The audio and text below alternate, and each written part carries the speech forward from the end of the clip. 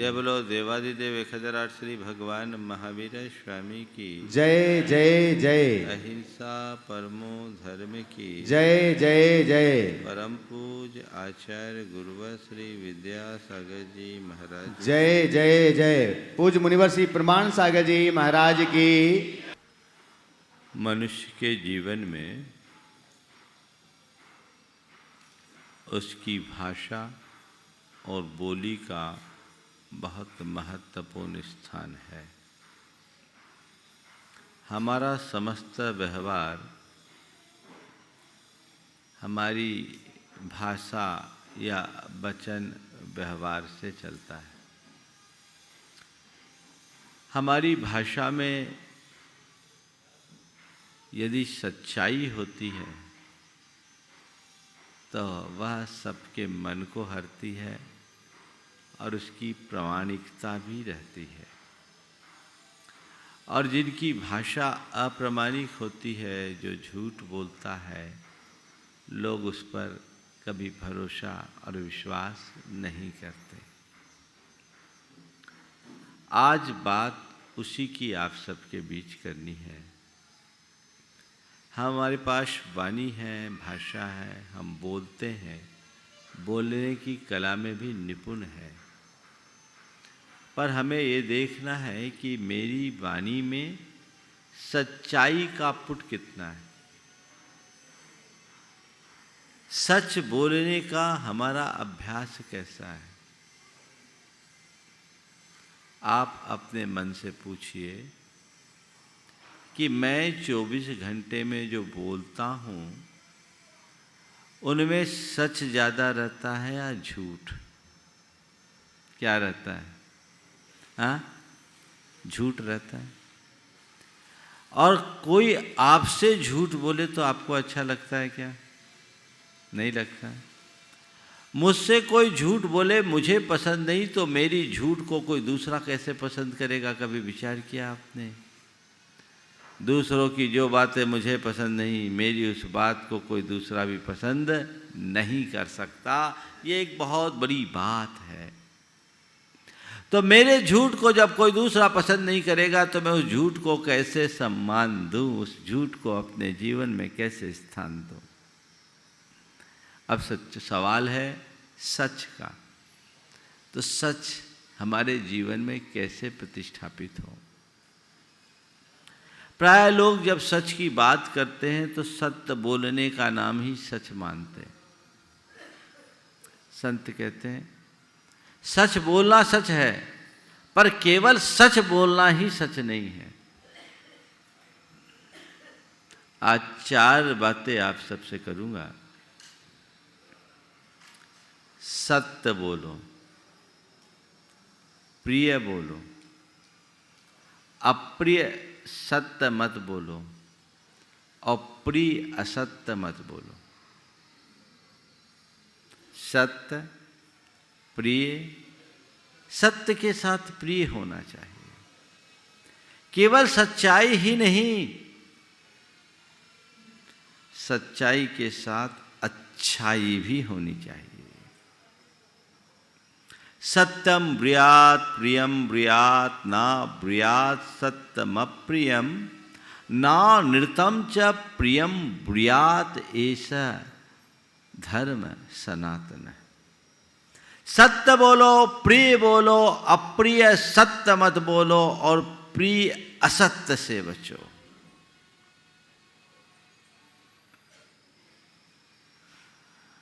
आज इसी बात का उल्लेख आप सबके बीच किया जाना है। मैं सूत्रों से अपनी बात की शुरुआत करता हूँ। आज का पहला सूत्र है सच्चाई क्या है? जिसमें दूसरों को कुछ भी हानि न पहुँचे, उस बात को बोलना ही सच्चाई है। वाक्य को दोहरा रहा हूँ। सच्चाई क्या है? जिसमें दूसरों को हानि न पहुँचे, उस बात को बोलना ही सच्चाई है। कुछ लोग बोलते मैं तो बड़ा खरा बोलता हूँ। संत कहते खरा बोलो, पर ऐसा खरा मत बोलो कि किसी को अखर जाए। किसी को अखरने योग्य खरा बोलना भी गलत है। कुछ लोग कहते सत्य कड़वा होता है। मैं कहता हूं जहां कड़वाहट है वहां सत्य है ही नहीं। सत्य तो मधुरता का पिंड है।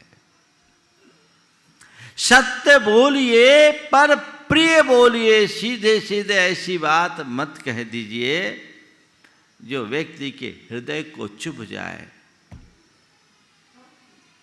जैसे मान लीजिए कोई व्यक्ति मातृ पितृ विहीन है, दूसरे शब्दों में अनाथ है। उस व्यक्ति को सीधे सीधे कह दे इसका कोई नहीं, ये अनाथ है, उसको अच्छा लगेगा क्या? हाँ? और यही इसी वाक्य को कहा जाए कि महाराज जी बहुत वर्षों से इनके माता पिता का साथ इनसे छूट गया है। दोनों वाक्य का अर्थ तो एक ही है ना। एक व्यक्ति आकर के कह रहा है महाराज इसको आशीर्वाद दो, ये अनाथ है।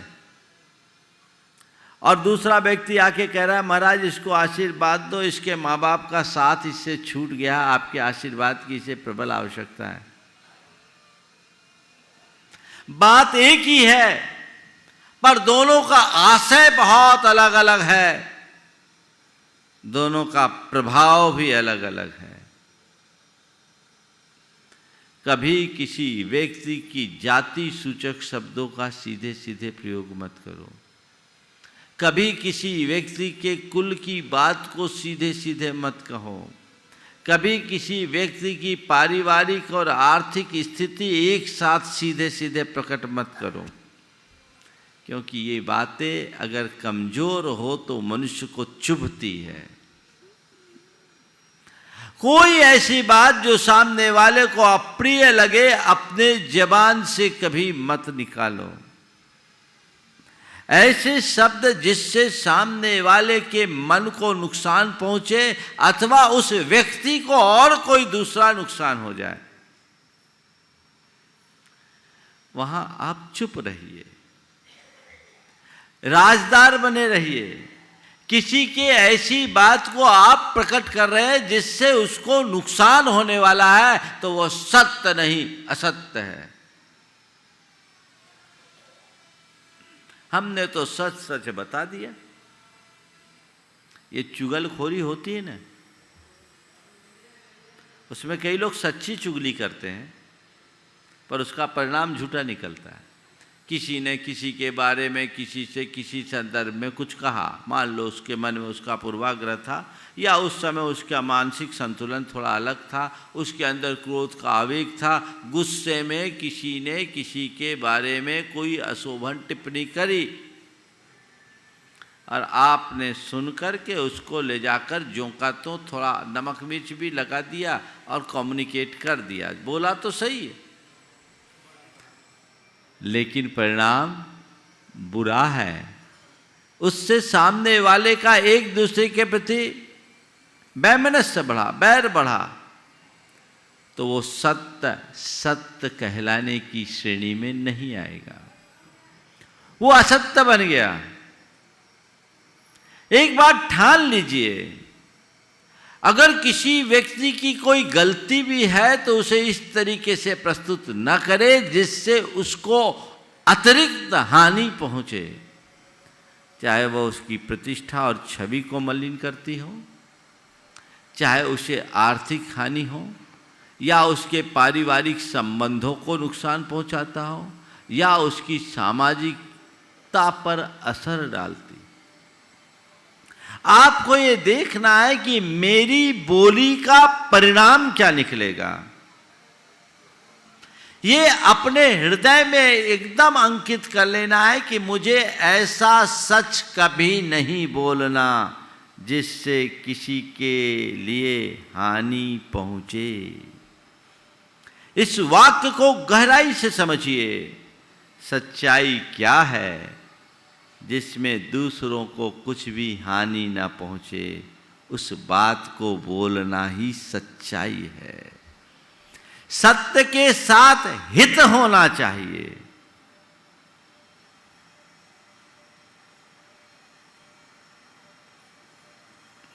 सत्य के साथ हित बोलना चाहिए।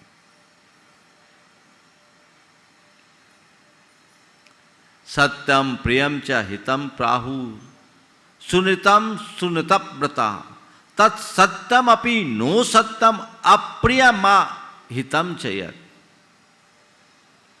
सत्यम प्रियम हितम चाहु सुनतम सुनतव्रता तत् सत्यम अपि नो सत्यम अप्रियमा हितम च यत्। किसको सच बोला? जो सच होने के साथ प्रिय और हितकारी भी हो। उस सत्य को भी असत्य कहा गया जो अप्रिय और अहितकारी है। बात को समझ रहे हैं आप? तो सच्चाई क्या है? जिसमें दूसरों को कुछ हानि ना पहुंचे, उस बात का बोलना ही सच्चाई है। अन्यथा तुम भी झूठे। तुम जिस पर आरोप लगा रहे वो तो झूठा है ही, तुम भी झूठे। तुम जिसकी चर्चा कर रहे वो तो बुरा है ही, तुम भी बुरे। दूसरे को बुराई मिटाना मेरे बस की बात नहीं है, पर खुद को बुरा बनने से बचाना तो मेरे हाथ में है। हम दूसरों के लिए अपने भीतर गंदगी क्यों भरे? इस समझ अंतरंग में होनी चाहिए। दूसरा वाक्य, उस झूठ में भी सत्यता की विशेषता है जिसके परिणाम में नियम से भलाई होती है। वाक्य को समझिए। उस झूठ में भी सत्यता की विशेषता है जिसके परिणाम में नियम से भलाई होती है। अर्थात किसी के हित के लिए बोला गया झूठ भी सच है और वह सच भी झूठ है जिससे किसी का अहित हो। हमारा मूल उद्देश्य स्वपर का हित साधन है। इसलिए अपनी भाषा का प्रयोग करते समय हमें इन बातों को गहराई से समझना चाहिए। अब आप सवाल करोगे, महाराज कोई अपराधी है, किसी ने अपराध किया है और हम उसके दृष्टा हैं, क्या हम उसकी बात को स्वीकार लें?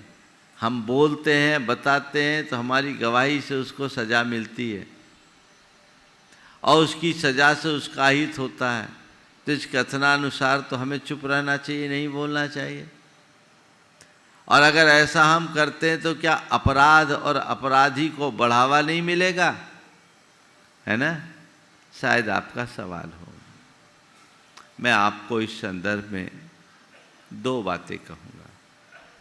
पहली बात तो ये कि सामने वाले का अपराध किस श्रेणी का है।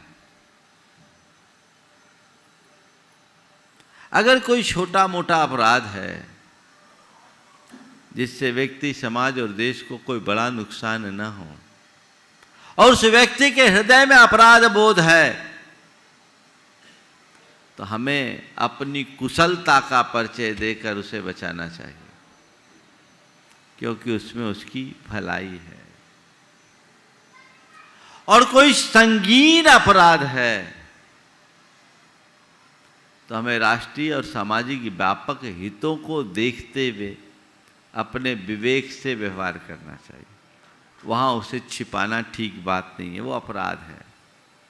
लेकिन लोग झूठी गवाही दे देते हैं तो महाझूठे हैं। हमें देखना है कि अंततः क्या होता है। और जिस व्यक्ति की सोच बड़ी होती है वह ऐसी जगह में भी अपने विवेक का परिचय देते हुए सबको बचा लेते हैं। मेरे संपर्क में एक सज्जन है, जिसके बेटे का एक्सीडेंट में मृत्यु हुई, बेटे की, और संयोग से जो युवा गाड़ी चला रहा था वो 18 साल से कम का था। धोखे से एक्सीडेंट हुआ, उसकी मृत्यु हुई। वो उसका प्रत्यक्ष दृष्टा था। उस व्यक्ति ने बहुत समझदारी का काम किया। उसने सोचा मेरा बेटा तो चला ही गया, मेरे बयान से एक दूसरे का बेटा भी जेल चला जाएगा, उससे मुझे मिलेगा क्या? उसने बहुत गंभीर मंथन किया और जब कोर्ट में बात आई उसने कह दिया गाड़ी चला कोई और रहा था, ड्राइवर था जिसका लाइसेंस था, इसका कुछ नहीं हुआ। वो लड़का बच गया, लेकिन बच क्या गया, बदल गया, क्योंकि उसके मन में पहले भी कोई द्वेष तो था नहीं। थोड़ी सी चूक हुई, गाड़ी भिड़ गई, एक्सीडेंट हो गया और सामने वाला दुर्घटनाग्रस्त होकर के चल बसा। लेकिन उस व्यक्ति के हृदय में ऐसी अमिट छाप पड़ी कि आज भी वो उस व्यक्ति को अपने पिता से भी ज़्यादा सम्मान देता है, पिता से बढ़ कर के मानता है। उस व्यक्ति ने झूठ बोला या सच, आप बताइए। हाँ, उसको हम झूठ बोलेंगे या सच? थोड़ा बोलो जोर से। सच। समझ में आ गई ना बात?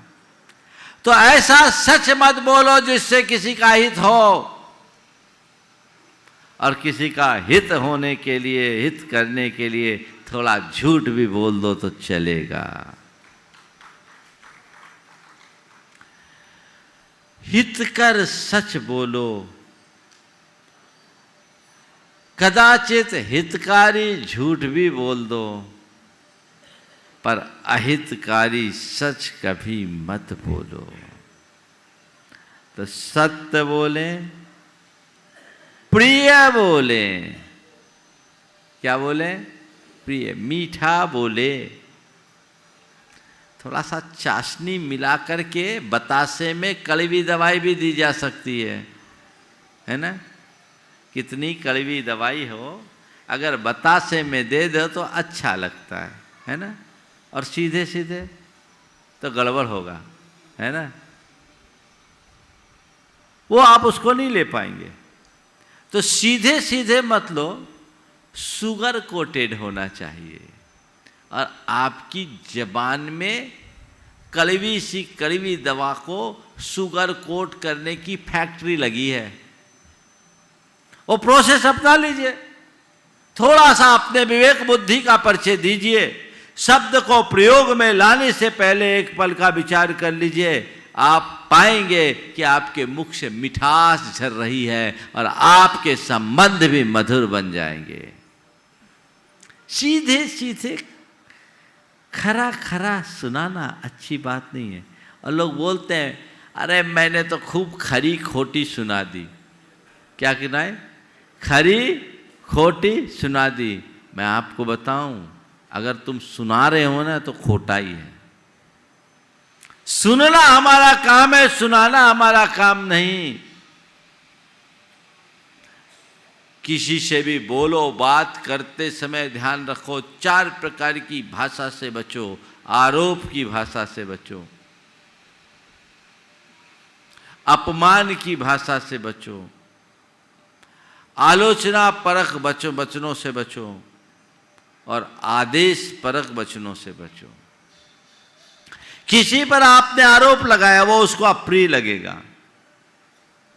किसी की आपने सीधे सीधे आलोचना कर दी, बुराई कर दी, बुराई किसी को अच्छा नहीं लगता। सीधी मिर्ची लगती कि नहीं लगती? किसी को आप ऑर्डर करोगे, आदेश दोगे, उसको लगेगा हमको नौकर समझ लिया है। आदेश की भाषा किसी को अच्छी नहीं लगती। और जिन शब्दों में किसी को अपमान महसूस हो, कोई अपने आप को अपमानित सा महसूस करे, ऐसे वचनों का प्रयोग करोगे तो वह भी किसी को कभी अच्छी नहीं लगेगी। लगती है क्या? ये सब अप्रिय वचन हैं, इनसे अपने आप को बचाइए। आरोप, तुमने ऐसा कर दिया, तुमने वैसा कर दिया, ये तुम्हारी करतूत है, तुम्हारी करनी है, तुम्हारे वजह से हुआ, एक वाक्य ये। और किसी व्यक्ति के द्वारा कुछ गलत हो भी गया और आप उसे सत्यापित करना चाहते या उसे समझाना चाहते हैं, तो उस घड़ी में सीधे सीधे ऐसा कहना, क्यों जी तुमने ऐसा क्यों किया, अगर थोड़ा सा वाक्य को बदल दे तो देखिए करामात कैसी होती है। आप ऐसा बोलने की जगह कि आपकी करतूत है या आपने किया है, भाई साहब कहीं ये आपसे तो नहीं हुआ, आपको पता है किसने किया, आप बता सकेंगे? बोलो, कौन सा वाक्य प्रयोग करना अच्छा समझोगे, पहला वाला या दूसरा वाला? और करोगे कौन सा? बोले महाराज हमने तो आपसे एक ही बात सीखा, नंबर 1 काम करो, नंबर 2 तो आप रोज मना करते हैं, इसलिए हम सब नंबर 1 में करते हैं, तो सब में नंबर ही बनते, नंबर 1, पाप में भी नंबर 1, है ना? कितना अंतर है। सीधे सीधे किसी से आपने कहा चुभ जाएगी बात, और थोड़ा सा स्टाइल से आपने कह दिया तो बात भी होगी और सब कुछ हो जाएगा। ये सब तुम्हारा किया धरा है, ऐसा कहोगे लगेगा। और अगर उसकी जगह ये कहोगे, यद्यपि तुम हर काम में बहुत सावधानी रखते हो, लेकिन इस बार कुछ समझ में नहीं आ रहा है, लगता है कहीं तुमसे तो नहीं हुआ, कितना अंतर आएगा। हाँ, तो सब तो तुम लोगों को पता है, जानते सब हैं पर मानते नहीं है, और कसम खाए बैठे हैं जैसे हम जी रहे वैसे ही जिएंगे, चाहे कितने ही प्रवचन सुन लो।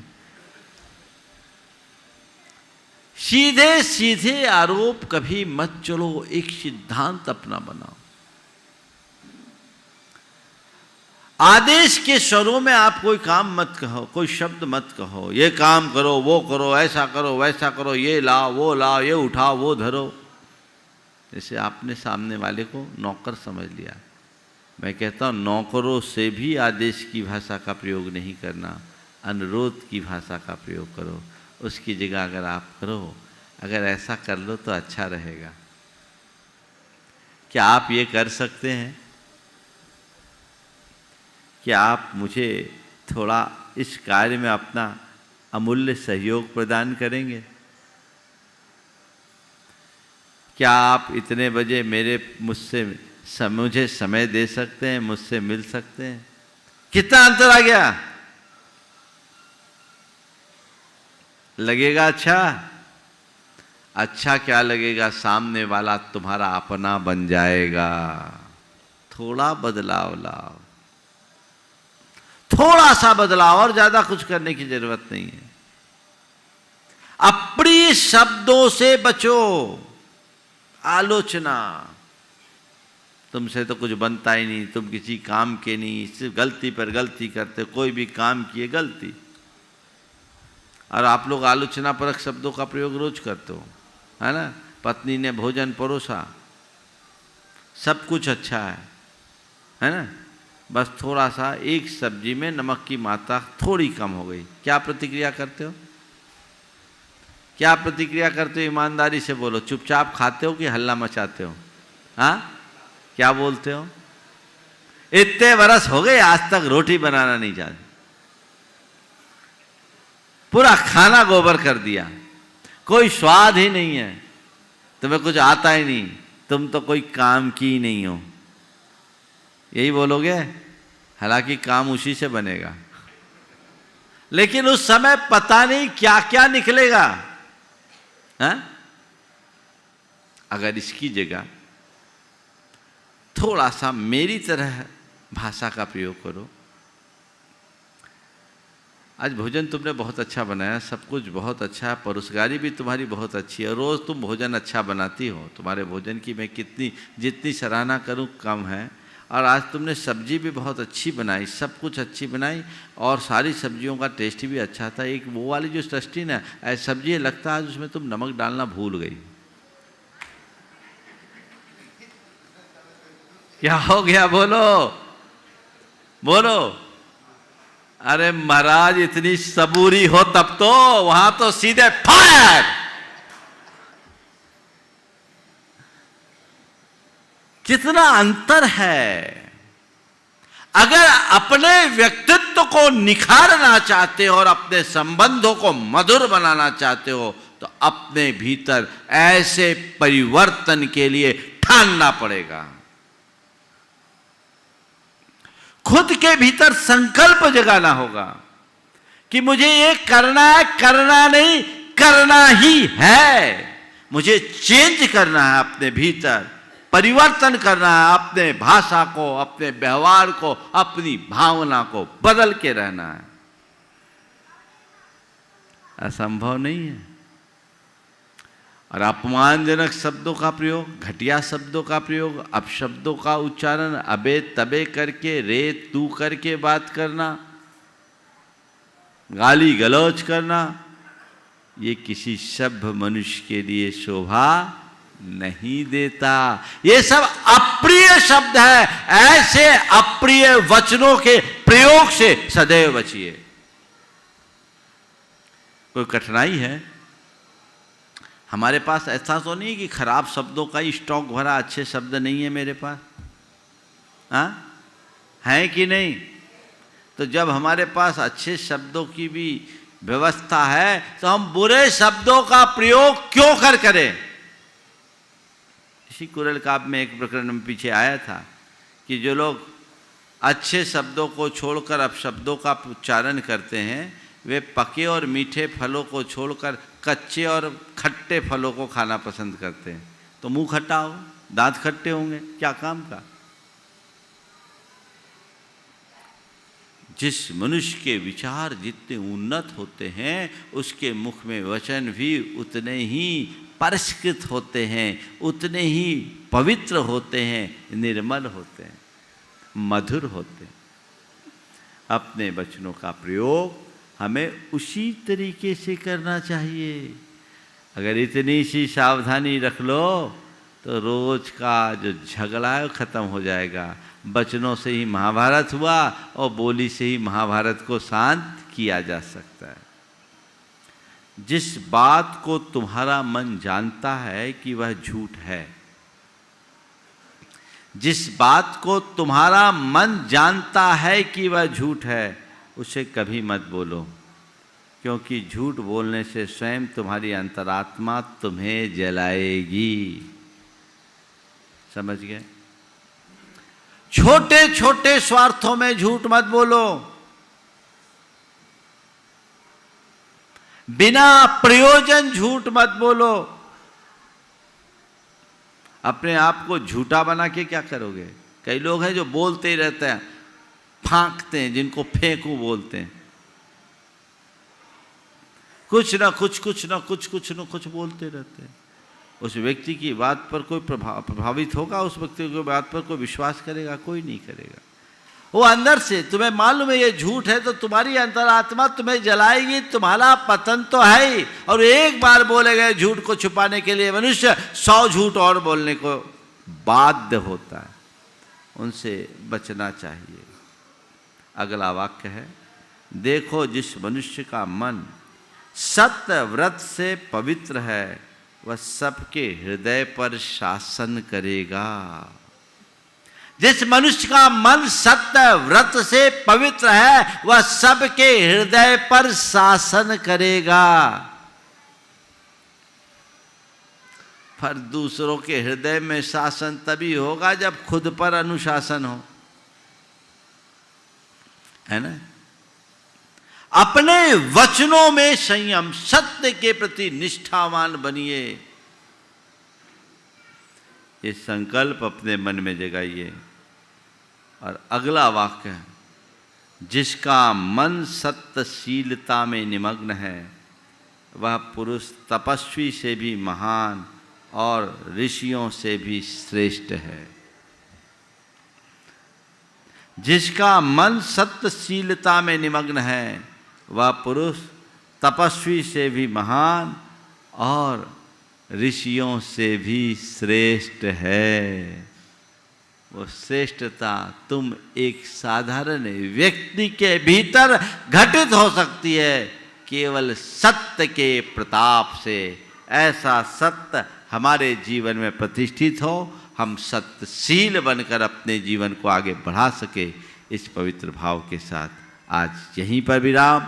बोलिए परम पूज आचार्य गुरुवर श्री विद्यासागर जी महाराज।